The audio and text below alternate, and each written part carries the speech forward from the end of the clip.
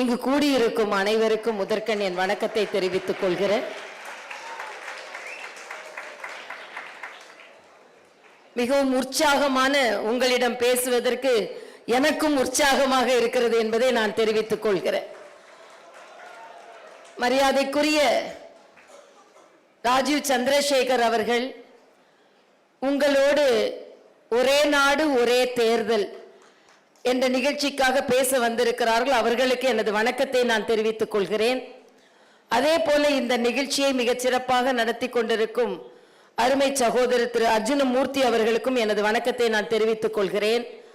என்னோடு இணை அமைப்பாளராக பணியாற்றி கொண்டிருக்கும் அருமை சகோதரர் நாராயணன் அவர்களுக்கும் எனது வணக்கத்தை நான் தெரிவித்துக் கொள்கிறேன். அதே போல இந்த நிகழ்ச்சிக்கு வந்திருக்கும் மாவட்ட தலைவர்கள் ரகுராமன் அவர்களுக்கும் பாஸ்கர் அவர்களுக்கும் மற்றும் செல்வகுமார் போன்றவர்களுக்கும் மற்றும் பாலாஜிக்கும் எனது வணக்கத்தை நான் தெரிவித்துக் கொள்கிறேன்.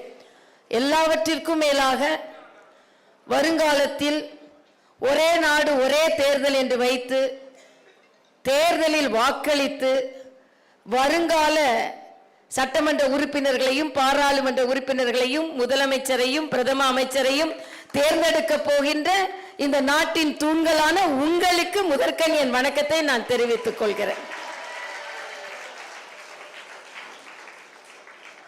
மரியாதைக்குரிய பாரத பிரதமர் அவர்கள் இந்த ஒரே நாடு ஒரே தேர்தலை பற்றி இளைய சமுதாயத்தினருக்கு நாம் எடுத்துச் செல்ல வேண்டும், குறிப்பாக கல்லூரி மாணவ மாணவிகளுக்கு எடுத்துச் செல்ல வேண்டும் என்பதை எங்களுக்கு அறிவுறுத்தினார்கள்.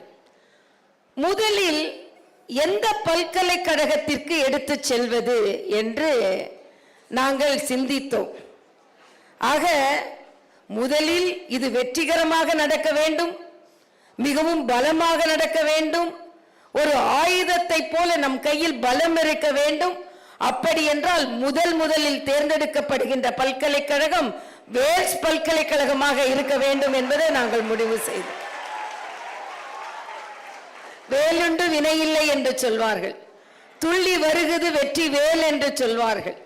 ஆக இந்த வேல்ஸ் பல்கலைக்கழகம் இங்கு நாங்கள் ஆரம்பிக்கின்ற இந்த நிகழ்வு நிச்சயமாக ஒரே நாடு ஒரே தேர்தலாக மாறி இங்கே நீங்கள் போட்ட விதை வருங்காலத்தில் பலமான இந்தியாவை உருவாக்குவதற்கு நீங்கள் அடித்தளமாக இருக்கிறீர்கள், இருக்க போகிறீர்கள் என்ற வகையில் இங்கே அமர்ந்திருக்கும் தங்கைகளுக்கும் தம்பிகளுக்கும் ஆசிரியர் பெருமக்களுக்கும் எனது வணக்கத்தை நான் தெரிவித்து, நிச்சயமாக இந்த ஒரே நாடு ஒரே தேர்தல் இங்கே ராஜீவ் சந்திரசேகர் அவர்கள் பேச போகிறார்கள். ஆனால் இது ஏன் ஒரே நாடு ஒரே தேர்தலாக இருக்க வேண்டும் என்பதற்கு பல காரணங்கள் இருக்கிறது. இன்று நாம் எப்பொழுது வேண்டுமானாலும் தேர்தலை சந்திச்சு கொண்டே இருக்கிறோம். ஆனா தேர்தல், நான் ஒரு கவிதை படித்தேன், ஒரு அப்பா பையன் கேட்கிறான், அப்பா தேர்தல்னா என்னப்பா? நம்மை அவர்கள் ஏமாற்றுவதற்கு நாமே கொடுக்கும் லைசன்ஸ் தான் மகனே தேர்தல் அப்படின்னு சொல்ற. ஆக அப்படி ஏமாற்றப்படாமல் இருக்க வேண்டும். அதே நேரத்தில் நானும் கல்லூரியில் பேராசிரியராக இருந்தவதான். அண்ணன் அர்ஜுனமூர்த்தி சொன்ன மாதிரி மருத்துவக் கல்லூரியில் பேராசிரியராக இருந்துவிட்டு அதற்கு பின்பு நான் அரசியலுக்கு வந்து ஆளுநராகி மறுபடியும் அரசியலுக்கு வர வேண்டும் என்று நான் வந்திருக்கிறேன். அதனால எப்பவுமே மாணவ செல்வங்களின் மனதில் ஒன்றை விதைத்தால் அது நிச்சயமாக வெற்றி பெறும் என்பதை நான் அறிந்திருக்கிறேன். இன்னொன்றையும் நான் அடிக்கடி சொல்வதுண்டு, முதல் பெஞ்ச் மாணவர்களை விட கடைசி பெஞ்ச் மாணவர்களின் மனதில் பயத்தால் அது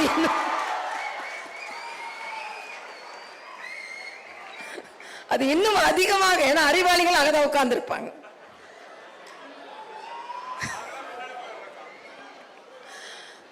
ஆக மாணவர்கள் மத்தியில் இதை பதித்தால் நிச்சயமாக வெற்றி பெறும் என்பதில் மரியாதைக்குரிய பாரத பிரதமர் அவர்களுக்கு நன்றி, அவர்களுக்கு நம்பிக்கை இருக்கிறது. இந்த நம்பிக்கையை வைத்துத்தான் உங்களை நாடி நாங்கள் வந்திருக்கிறோம். இதுல எந்த அரசியலும் கிடையாது. பொதுமக்களுக்கு வேண்டியது அவர்களுக்கு வேண்டியது அவர்களுக்கு கிடைக்க வேண்டும் என்பதற்காகத்தான். ஏனென்றால் பொதுமக்கள் வறுமை இல்லாமல் இருக்க வேண்டும், அனைவருக்கும் அனைத்தும் கிடைக்க வேண்டும், எல்லோருக்கும் எல்லாம் கிடைக்க வேண்டும், உண்ண உணவு உடுக்க உடை செய்ய தொழில் கற்க கல்வி இருக்க வீடு அனைவருக்கும் கிடைக்க வேண்டும். அப்படி என்றால் தொடர்ந்து அரசாங்கம் நடைபெற வேண்டும், எந்தவித பாகுபாடும் இல்லாமல் நடைபெற வேண்டும். வெற்றியாளர்கள் நிச்சயமாக வெற்றி பெற வேண்டும். இவர்களுக்கு யாரு நல்லது செய்வார்களோ அவர்கள் வெற்றி பெற வேண்டும். ஏன்னா இன்றைய காலகட்டத்தில் அரசியல்வாதிகளை பற்றி நான் சொல்வதில்லை, ஆனால் அரசியலில் உங்களுக்கு யார் நல்லது செய்வார்களோ அவர்களை நீங்கள் நோக்கி செல்ல வேண்டும். இப்போ அண்ணன் என்னை பத்தி அறிமுகப்படுத்தினாங்க, நான் டாக்டரா இருந்தேன், அதுக்கப்புறம் அரசியல்வாதியான ஒரு தம்பி ஒரு அரசியல்வாதிகிட்ட கேட்கிறாரு, ஐயா எனக்கு ஒரு வேலை வாங்கி கொடுங்கன்னு. அதுக்கு அந்த அரசியல்வாதி சொல்றாரு, எனக்கு வேலை கிடைக்கலனால நானே அரசியல்வாதி ஆனேன்னு சொல்றாரு. ஆக அப்படிப்பட்ட அரசியல்வாதிகள் இந்த நாட்டிற்கு வரக்கூடாது. நாட்டிற்கு சேவை செய்ய வேண்டும் என்று, நல்லது செய்ய வேண்டும் என்று அரசியல்வாதிகள் வர வேண்டும். ஆக அப்படிப்பட்ட அரசியல்வாதிகள் வரும்பொழுதுதான் நமக்கு நல்லது நடக்கும். ஆக அப்படிப்பட்டவர்கள் எப்படி வர முடியும்? வெற்றி பெற வேண்டும், அவர்கள் அதிக பணம் செலவழிக்க கூடாது, அதே நேரத்தில் அவர்களுக்கு உரிமை கிடைக்க வேண்டும். நாம இப்ப பார்க்கிறோம், எப்பாச்சும் ஒரு தேர்தல், இடைத்தேர்தல் அதிகமா வந்துட்டு இருக்கு. இடைத்தேர்தல் இப்ப நான் அடிக்கடி சும்மா ஜோக்குக்கு சொல்லுவேன், முதல்ல நாங்கள் தேர்ந்தெடுக்கப்பட்ட எம்எல்ஏ நீடூழி வாழ வேண்டும் என்று மக்கள் நினைப்பார்கள். ஆனா இப்போ எங்களோட தொகுதியில இடைத்தேர்தல் வராதா, இடைத்தேர்தல் வந்தா எங்களுக்கு காசு கிடைக்காதா, எங்களுக்கு கிஃப்ட் கிடைக்காதா நினைக்கிற அளவிற்கு மக்கள் நினைக்கிற அளவிற்கு இடைத்தேர்தல் மோசமாகி விட்டது. இடைத்தேர்தல் வந்தால் அதிக லாபம் கிடைக்கின்ற சூழ்நிலை வந்து விட்டது.